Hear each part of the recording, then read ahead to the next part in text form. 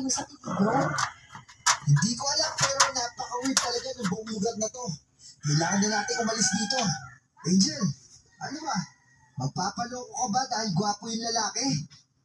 Bray, hindi naman ito tungkol kay Lucas. Nakikisama lang ako kay Tia Carmela para kay Dayan. Bilang paggalang kami sa nakakatanda. Angel, iha. Pinapasundo ka na ng pinuno.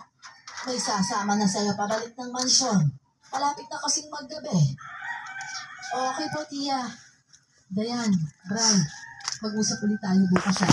Babalik ako agad. Agad na nga akong lumabas ng kwarto at nagpapasa sa ating susunod sa kanya. Hello, ano pangalan mo? Luis mo ate. Sabi ng pinuno, sunduin daw kita. Taga-mansyon ka ba, Luis? Sa mansyon ba nagtatrabaho ang mga magulang mo? Wala na akong magulang eh. Sabi nila, inabandon na daw ako ng mama ko nung pinanganak ako. Kaya pinatuloy na lang ako ni pinuno dito sa mansyon niya. Talaga? Siguro sobrang bait talaga ni Lucas.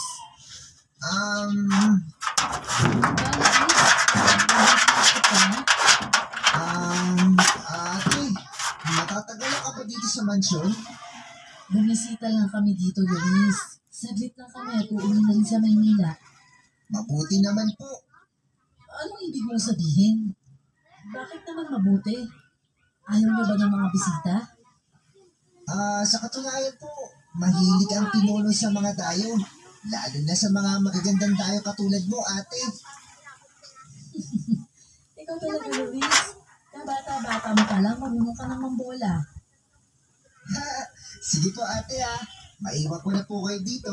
Diretso na po kayo sa kwarto niyo, ate. Dadalahan ko na lang kayo ng hapunan.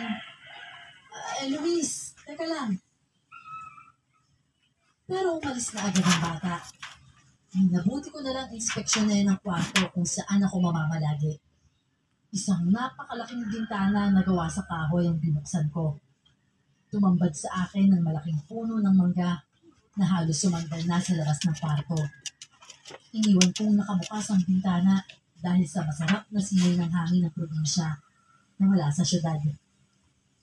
Maya-maya ay may biglang kumatok na sa aking pintuan.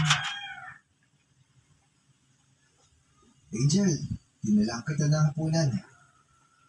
Naku, nakakahiya naman, Lucas. Sana ako na lang ang bumaba.